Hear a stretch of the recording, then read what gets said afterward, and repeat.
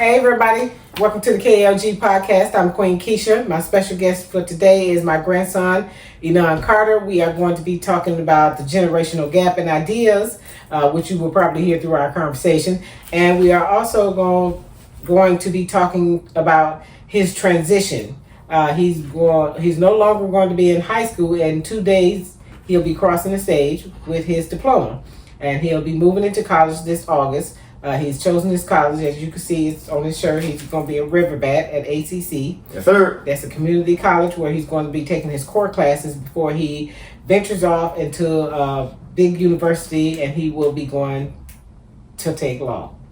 So we are all so proud of him in this family, just extended family, well wishes, and all of those good things that have been coming on social media. I may put his Cash App on here just in case you want to bless him.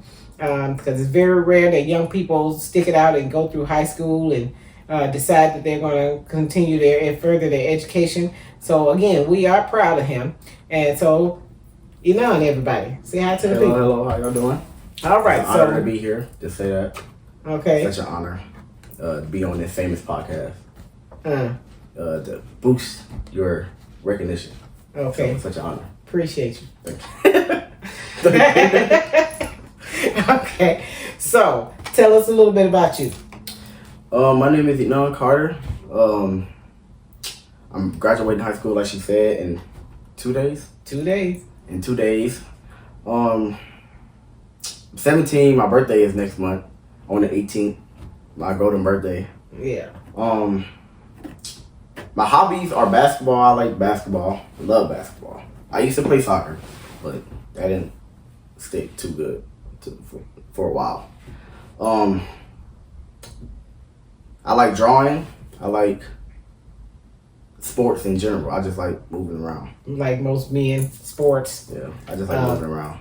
So as he mentioned, his 18th birthday is on the 18th of June, so that'll be his golden birthday. If anyone has any ideas for me, please leave them in the comments. I will be happy to read them. I'm trying to come up with something, different. He's not a street hood type brother, so something a little classy but a lot of fun. Maybe take him on a trip, I don't know, but I'm trying to figure out what to do with him for his 18th and his 18th.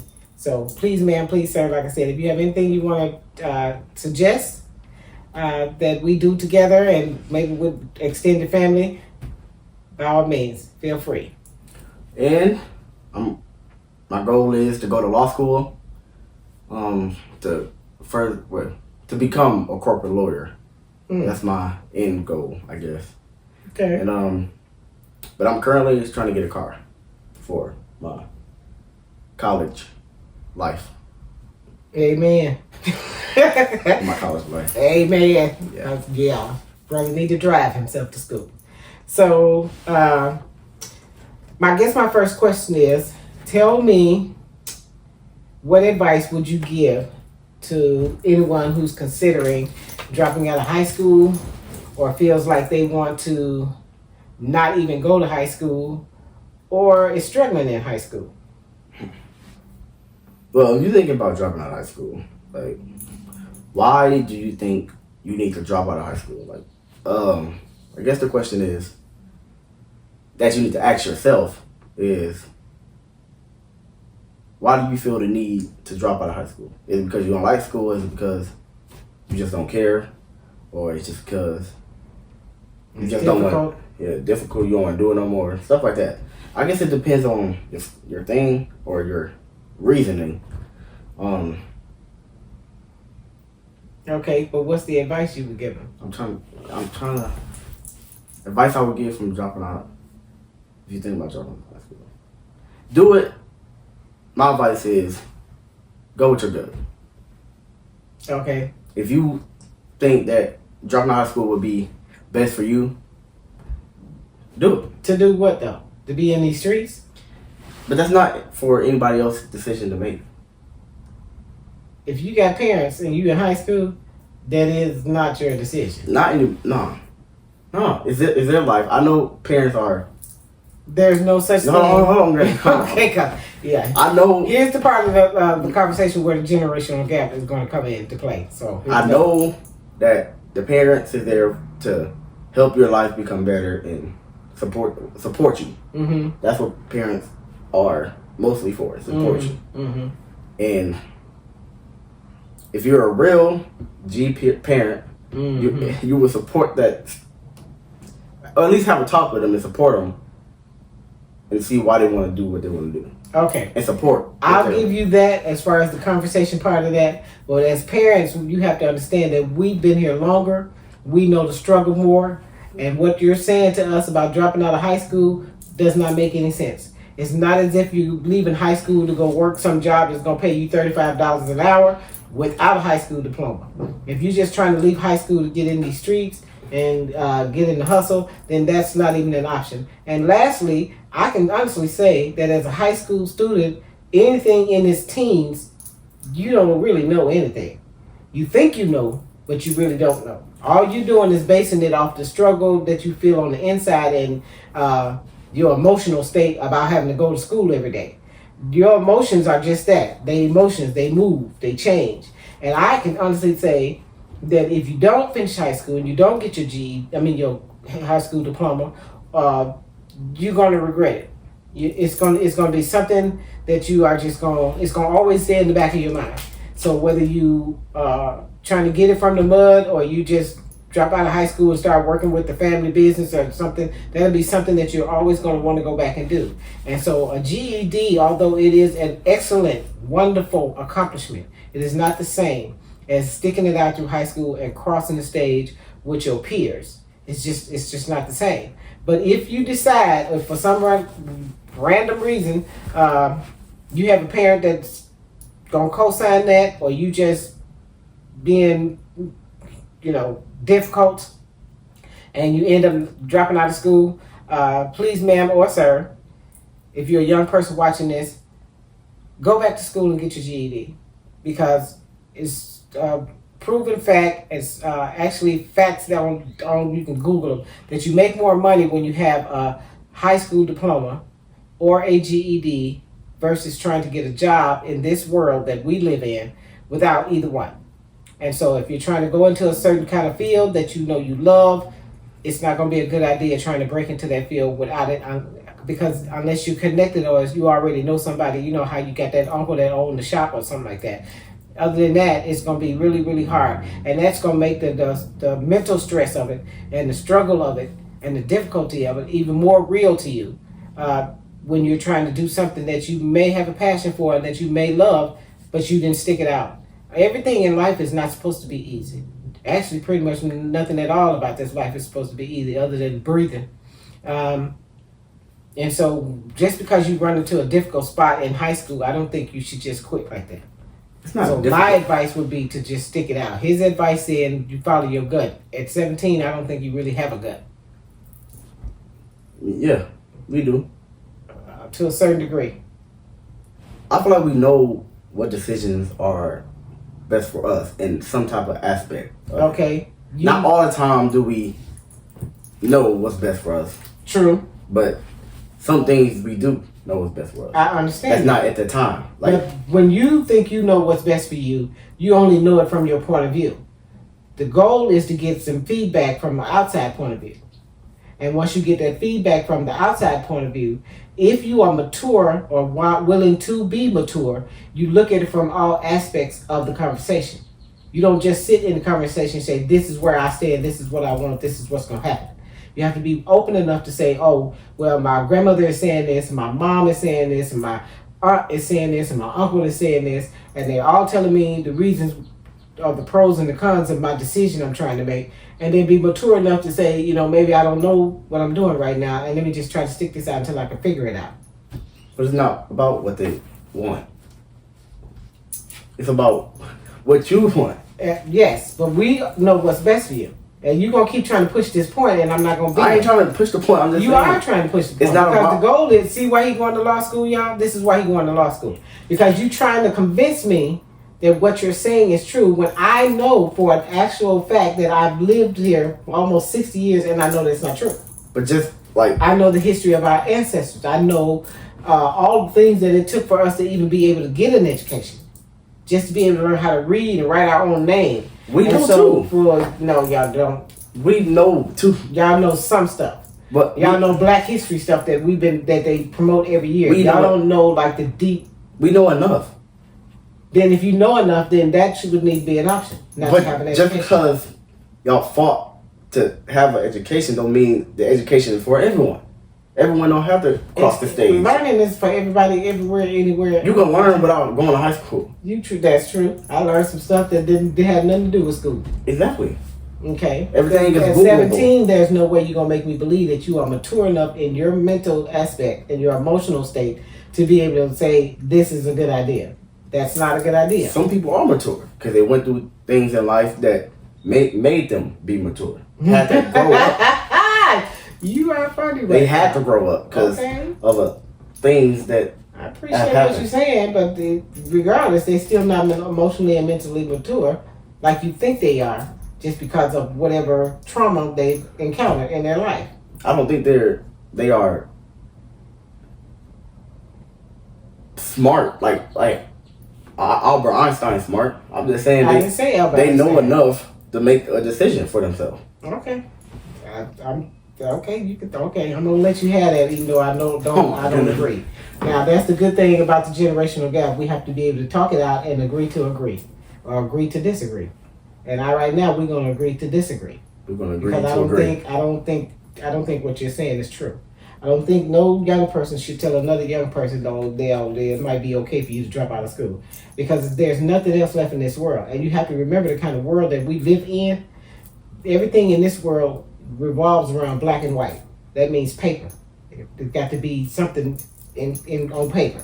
And when you're dealing with, and as much as I hate to say it, when you're dealing with the Caucasian world that we live in, they deal in black and white. And so when you're trying to break into something, even if you're trying to start it from the ground up, they're going to want some black and white. If you want people to invest in your business, if you want people to take you seriously, they believe in black and white. And so the honest truth about it is, we are not, as people of color, should I say, are not really running anything, per se. Even though we have the most buying power in America. Our black dollars exceed every other race because we are consumers and we spend and we buy and we invest and all of that into the market. But we have yet to learn or teach our kids a lot of the things that we're not going to talk about on this podcast. We'll do it another day.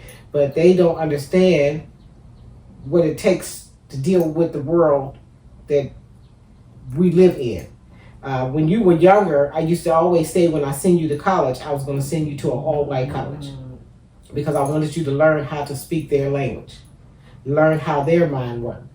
But then as you got older, I wanted you to go to an all-black college because I wanted you to see a sea of black people, educated, powerful, movers, shakers, changers of the world.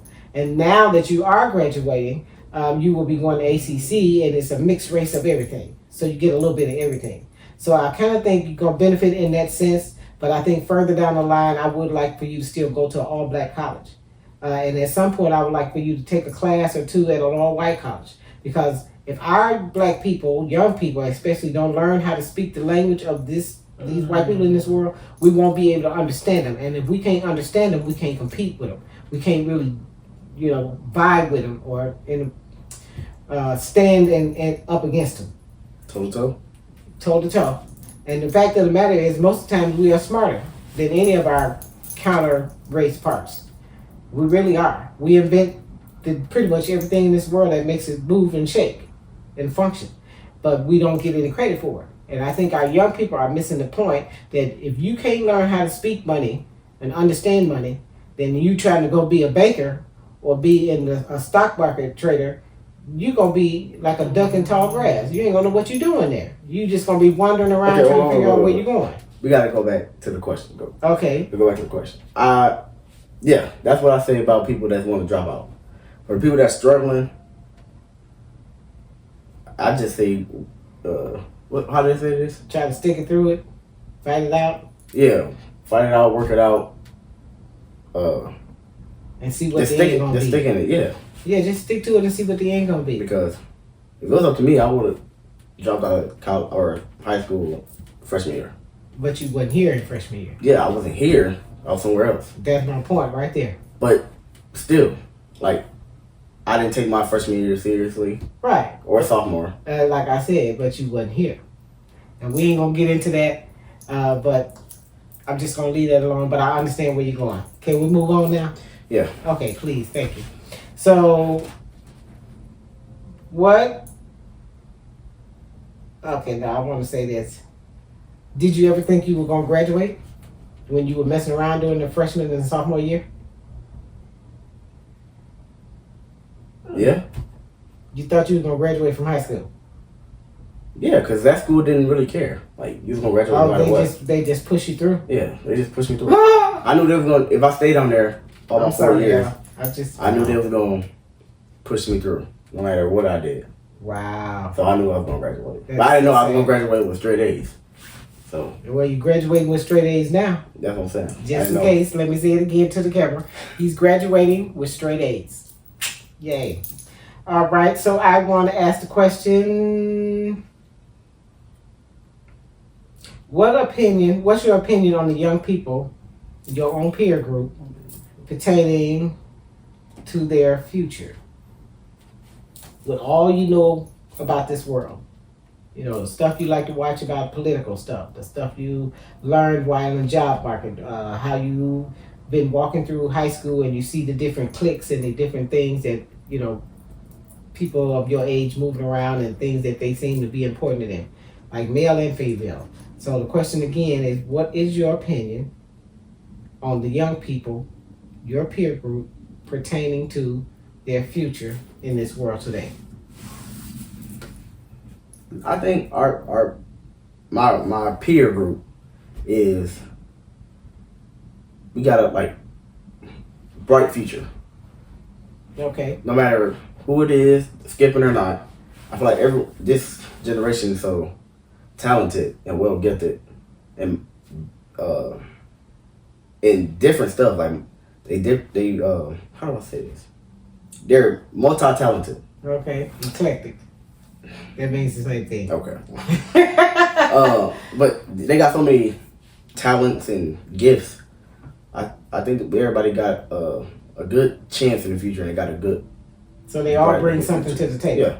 It's just not all the same thing. We're the face of the future. True. Yes. And so my generational gap opinion about that is, I agree with that. But if you all, in my opinion, you all have to be more serious about it. Because I think right now, young people think they're invincible. Y'all think y'all just gonna live forever or something. I don't know. I don't know about all that. It's just the way y'all move. Y'all feel like y'all just like y'all got time. That's what I want to say. Like you have time. Oh, okay. And the truth is, you really don't. Time sneaks up on you like this. Before you know it, okay, you'll be 20. Before you know it, you'll be 35. Before you know it, you'll be 45. Next thing you know, you're going to be 50, 55.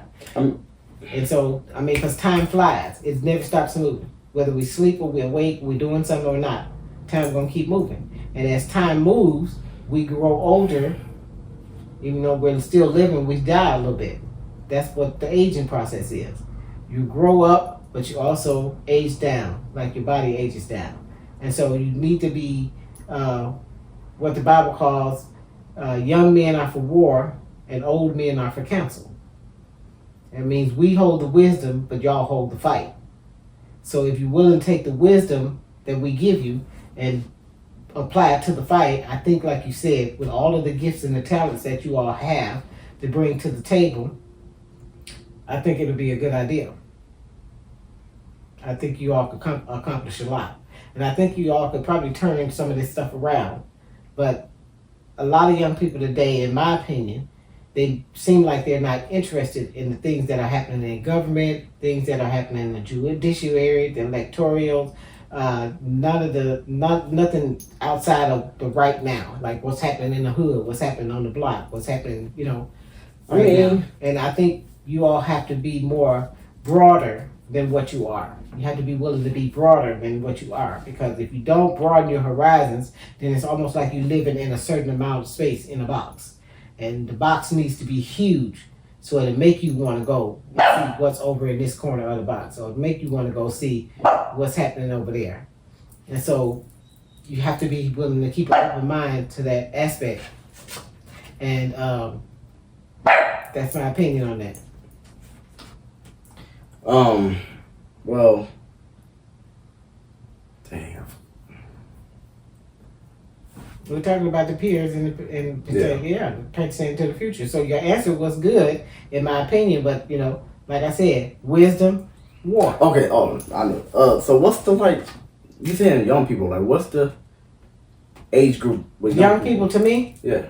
To me, age group, young people means anywhere from 10 to 35. I don't know. I don't think that applies to us. Because between the 10 and the 35, it applies to you. Because in the election, a lot of young people did vote in that election. Like a lot of young people. Okay. And a lot of young people did speak up in on TikTok especially. Mm-hmm. And they got a lot of viewers and they reached a lot of people. Okay. So I think we do care. The get out and vote campaign thing. Yeah. Okay. Like I think we do care. It's just y'all don't see it because y'all not on the platforms. Okay, I'll give you that. But there's a lot of social media out there, and it just be exhausting sometimes. I'm just being truthful. But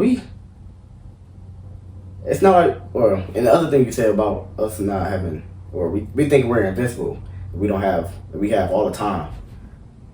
My age group, like 17, 18, my class that's graduating, I feel like we are understanding that the time is running up on us. Okay. Because a lot of people, I have talked to a lot of people, and they, like, I remember being in middle school yesterday, like, where did the time go?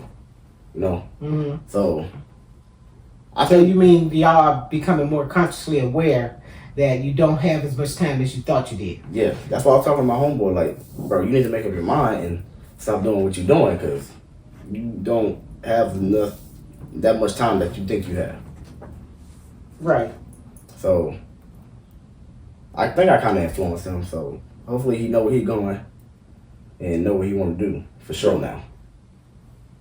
But okay, so how do you feel about this new beginning that you're about to embark on? Are you excited? Are you nervous? Are you both? As far as transitioning out of high school and knowing that you'll be starting college in the fall. I think I'm well prepared for adulthood with the type of life I had.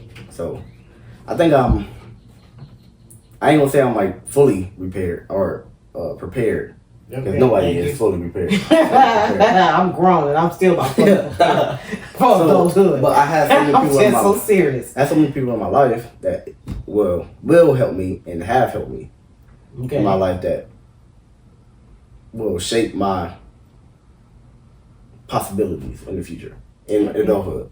So you're not nervous in no kind of way? I don't think I am. I don't feel it. I don't feel what everybody else feels. Nervousness. Really? No. I'm going to say that's just good to know. How about that? I'll leave it at that. That's just good to know.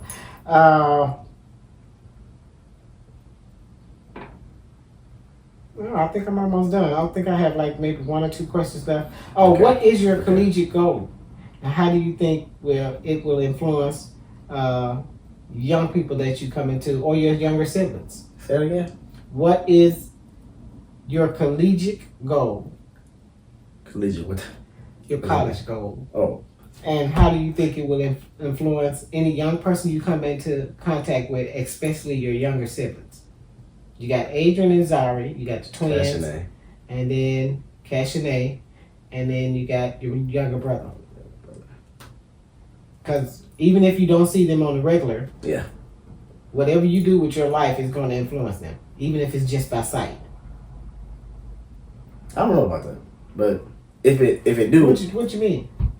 But I don't think they're going to be influenced by what I do. Yes, they are. I promise you, they are. Well, if they are, okay. You said what's my opinion of? How do you think your college goal is going to leave any impression upon them? Do you think that they're going to, like, how do you think they're going to? I feel like they're going to be proud. I don't think they're going to be inspired to go to college. Like, okay, we'll see. We'll see. Hopefully it will, but I don't think so. I don't think it's going to inspire them. I think they're going to be happy, proud, hopefully. Okay. But I don't think it's gonna push them to the limit to further their career or further their education. Yeah.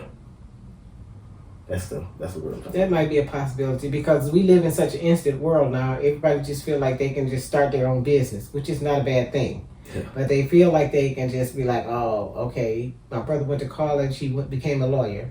My sister went to college and she's a nurse. But I'm not going to college, but I'm getting ready to start this shop. And I'm not saying it's not going to be successful. That's why I was telling you I think that every person needs some form of education.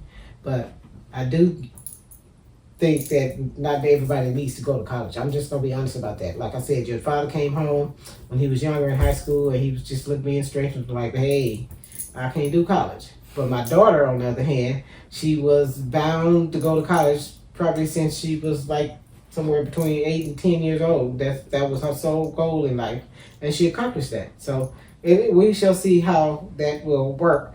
Now, I think high school is not for everyone, but I think college is for everyone. I know it's a big jump in work. Well, you can't go to college unless you go to high school or get some kind of GED. You have to have some kind of equivalency in order to enter college.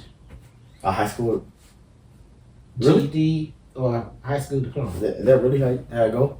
Like, you gotta have a high school diploma? You have to have that paperwork to enter into any college, even in a community college. It's kind of stupid. All right, so.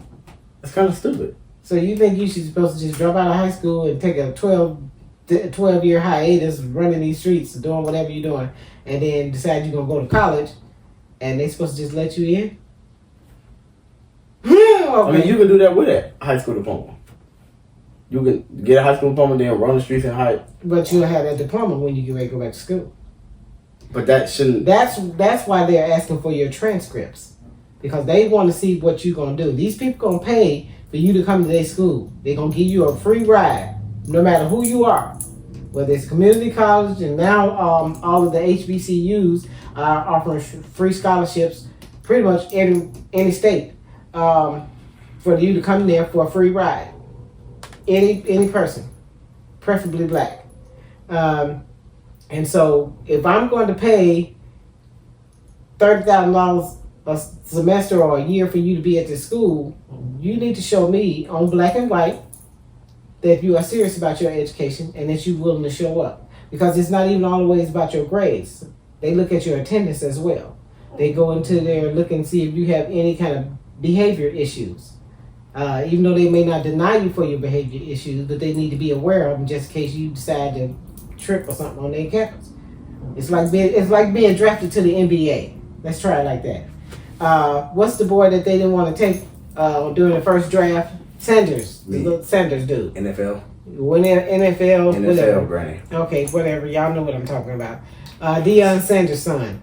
When they didn't want to take him, it wasn't that they didn't think he was good at what he do. They felt like he wasn't mature enough to be able to handle the pressure. Nah, they thought he was cocky. And that's what I mean. But that's basically in white people terms. That's what they mean. They think he's like an outlaw.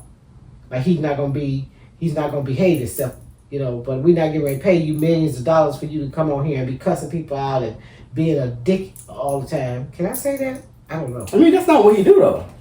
Well, I don't know, but the way they set it up, you understand? But you understand my point. We're not gonna give you this kind of money for you to come on our campus and you barely show up for school. Now, when I get ready to say what I'm getting ready to say, you're gonna know exactly what I'm talking about, and I do not want you to say their name or any reference to how we know them. You understand? We know a person right now who has gone back to college. They've signed up for FAFSA. The people at the school gave them money to show up for school. And then they got the money and they went a couple of weeks and then they didn't go anymore. Then they waited a while. They went back again. Did the same thing over again. Then they waited a while again. Okay. They went back again. Did the same thing over again. And now they won't even allow them to come back to that school, or FAFSA is not willing to even give them money to go back to school. They are on some type of probationary thing. You get the picture? Okay, so that's my point right there. Okay. Like, I'm not gonna keep paying you it's like if I say, you wash my car once a week, I'm gonna pay you $50. Well, I'm going outside. That's a job offer? Next week. Yeah, in a minute. my car needs some love right now. Okay. But yeah, and I go outside and you tell me, okay, I'm going to wash your car every Thursday. So when Sunday come, I know my car going to be clean. It's going to be smelling good. The inside going to be, we're going to be righteous. And I go outside Thursday and my car's still filthy from the week driving through the city. Smoke, bird poop, all kind of stuff happening. Mud I drive through, rain, dirty rain. And I'm like, well, why you want me to pay you and you're not doing your part of the deal? I understand. Okay, I'm just saying. Since we talking about it. And don't say who we talking about it. I mean that. Okay. Okay, so I think those are all the questions I have for you today. Anything you want to ask for me as far as the generational gap?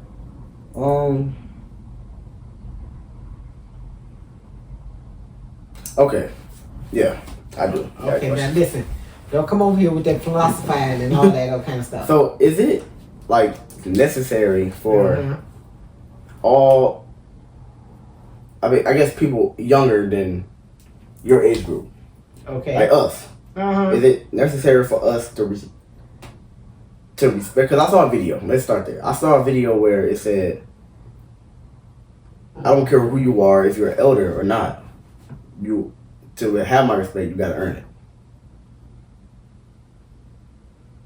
So my question. Respect comes on two different levels. I know where you're going. Okay.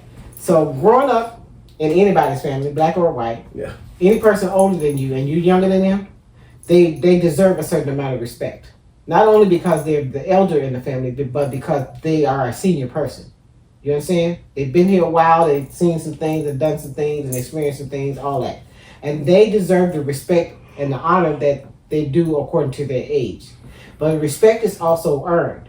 Because if I respect you as my elder, but you are very disrespectful to me, then the only thing I'm allowed, in my opinion, the only thing that I'm allowed to do at this point, because you are reckless, is to be cordial to you. When I enter a room, and this is just pure courtesy and diplomacy, or it's etiquette. That's how they taught us. When I enter the room, if you're in that room, I'm just going to nod at you or I'm going to speak to you. But outside of that, I don't have to have any dealings with you. Because if you're going to continue to disrespect me, then you don't deserve my respect. You're not going to degrade or berate me or speak unruly to me, unseemly, ungodly, and then expect me to still be able to look you in the face and have some form of respect for you. So, the respect end that you're talking about is that how I see you. And you feel like I should have to respect that because that's ugly. Okay, let it be ugly, but that don't mean you have to be ugly in return. I know better. So when I see you, how you doing, Mr. Carter? If you're my relative, I'd be like, hey, Uncle Carter, Uncle Enon. And then I'm gone. I'm done. I've done my duty. If you come to me and want me to do something, you say, you say, Keisha, go outside and start that grill. I'm going to be like, okay. But if you come to me and say it in some type of way, I'm going to look at you for a while, and then I'm going to be like, okay. But if I'm super grown, not 17, then we're going to have a conversation. What is super grown? My grown. So you got to, what? And like at least. You got to wait 40 years to even at least 35 grown. No, because no young person should have a conversation with an adult as to like, you don't have to talk to me like that. Because that's not going to do nothing but incite animosity. It's not animosity, it's just you don't want to be taught to any kind of way. Okay, but then your job as a young person, you should go get somebody that's grown and just come get me, or go get your grandmother Paula, or go get your Uncle Greg and be like, say, listen, Auntie Keisha asked me to like to grill, but she be talking to me some kind of way, and I'm going to like to grill, but do you think you could come with me while I have a conversation with her? Because this way, even the Bible teaches that you should take a witness with you. In some aspect, in some situations, take a witness with you. And then when you take that witness with you, you can say your piece. But to be able to try to stand there in the haughtiness of it, like your ego or your arrogance, like you on the same level as some 50, 60-year-old person in your family or in the world, you don't have that authority. You haven't earned that right. So you earn that right when you 50-something years old? You earn that right just being alive, being here on this planet for quite some time. That's what's going on with these like older people. What you mean? They think, well, yeah, they think. Listen, I raised you, so the people that's watching this, they're gonna be kind of wondering what's going on. What you mean? But keep going. What you mean? No, just keep going. I'm listening. What you mean? You saying the older people do what? They think that they look down on us. I don't think so. Yes, because they think they're more superior. They're more. No, not all of us. I don't know who you encountered, but I ain't encountered anybody. I'm just saying, like. Then your argument has no weight. What you mean? Because if you haven't experienced it, then how can you say it? Like, have I experienced it in person? Yeah. Well, you want to know who I experienced it with? No. Until we get off this podcast. Oh. I can ask. Was it me? No. Okay, well then I ain't worried about it. Well, some things that do be like saying, I'm like. Yeah, but I've earned my stripes with you. Yeah. So because you're my grandma. Yeah, I don't even have to be your grandma. I've earned my stripes with you. So nothing between nothing. If I tell you right now to go outside and get a letter and wash these windows, you shouldn't have nothing to say to me. Wash the windows. I'm giving you an example. I've earned my stripes with you. That nothing that I say, unless I'm trying to harm you verbally and emotionally and mentally, I shouldn't get no conversation. I don't think come out your mouth is yes and okay and yes ma'am and okay. Well, I'll say this generation is not like that. And I can see that. We're not. On a daily. That's not true. At all, that's not true. I didn't say it was necessarily with you. On the daily? What you mean? You see on the daily? I be on social media and stuff. I be seeing some of this stuff. I just be like, oh, okay. Actually, my friend put up a question the other day, a little video with a question. He said, what would you do? He said, if your son, you told your son to take out the trash, and when you came home, the trash had not been taken out. He said, when you asked your son about it, now this is all in the question, and when you asked your son about it, he got up and decided to backtalk you, and then when he walked past you, he body checked you, like shoulder to shoulder. Okay, that's crazy. So I said, along with all of the other people on there, not all women either, I said 3 things. I said chokehold, I said police, and then I said coroner. And that was my police. Answer. Yeah, because I'm going to call the police for it. Because they're gonna have to come take me to jail. Oh. Because I'm gonna be killed you. You ain't gonna body check me, and walk through my house after you what? I wish somebody would. Body wish check. I would. I know what you said. That's what you said. You wish I would. Actually, I'm not even worried about you. I'm just saying, based off of the scenario that he said, I wish one of my kids would body check me. I'm gonna need police and a coroner. That's crazy. I don't think nobody would do that. Yes, young people do that. Unless fight their parents. Yeah, but they curse their parents. Extremely, extremely disrespectful and hostile to their parents. Feel like the lady I did the podcast about a few weeks back, that my friend Tori Lowe with the activists in Milwaukee, and he did his podcast with the lady. Well, it was a live with the lady, and she'd been to several police stations trying to get these people to arrest her son. Her son is robbing people's houses, stealing people's cars, stealing from Walmart, like literally robbed Walmart. She said that's what she said. She said the boy is just doing all types of stuff, and she has been to every social help group known to man in Milwaukee, and nobody will help her with her child.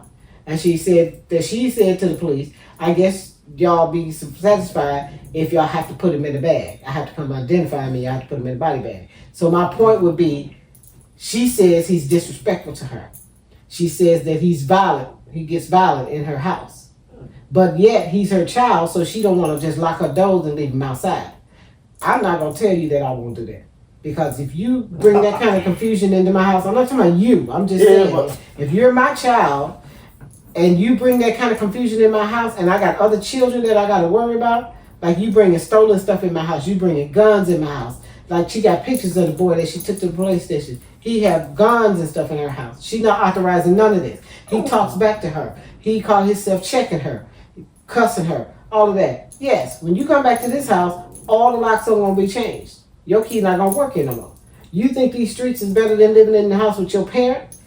I'm putting food on the table, clothes on your back, and if he's trying to get it from the mud, he probably buying stuff himself now and doing, especially if he's robbing and doing all that. But yeah, my rules are too much for you. You can't respect my house and the other people in it. You can't stay here. This is 2 separate podcasts, just so you know. Yeah, we got it. Yeah, we're gonna talk about that. I can't wait to come back on her. Yeah, but you can't stay here. Yeah. You can't stay here. But, now, when this camera stopping, I'm gonna tell you something. And I'm not for no philosophizing, but I'm just gonna tell you something. Philosophy? No person that I have ever let live in my house, and I've let a lot of people live with me over the years. People just in trouble, people in need. The church will call me and say, "Can you take a family in?" All kind of stuff to happen. Trust me, it would just be random. But people will always live in my house, some kind of way or another. I think that's why God always makes me get more rooms than I need, because I never know who's going to have to come stay in one of them. But if you come to my house and you are disrespectful to me, because I did have a lady, the pastor of a church called me and was like, "Can you let this lady with her kids come stay at your house?" Just out the blue. I don't even think I had made it home from work or wherever I was coming from. And I was like, okay. He brought them to my house. The lady wasn't there like 3 weeks, and she was real disrespectful. Called herself trying to have a conversation with me like she was trying to run my house. I politely didn't address her. I addressed him, because you sent that to my house. I said, you need to find her somewhere to go, because she cannot stay here. Because I wasn't going to let her antagonize me and put me in a position, because I am who I say I am in the Lord. I said, and if I respond to her, she's trying to pull me into a situation or a conversation that I'm not going to have. She would never walk away and tell nobody on this planet that I ever talked to her any kind of way, that I handled her any kind of way, mistreated her any kind of way, or any of that type of deal. And the pastor that sent her to my house, after I had my conversation with him, he politely came and picked her up. Told him, you got 24 hours, I want her gone. And he came and got her and her kids out of my house. She didn't take it well, because it's me, I guess, but I really didn't care. I had my children in this house. And I opened my doors to house you when you were in distress. Mm-hmm. I didn't ask you for anything. Everything in my house, you're free to use it. Bathrooms, showers, food, electricity, washer, dry, whatever you need to do, you live in here until you can figure out what you're going to do. But when you came to my house, That's another podcast. Yeah, I know. Your intentions weren't right. Yeah. So as far as the respect is concerned, she didn't respect me and who I was and the office that I walked in, and that's the authority that I was in my house. So I had to choose.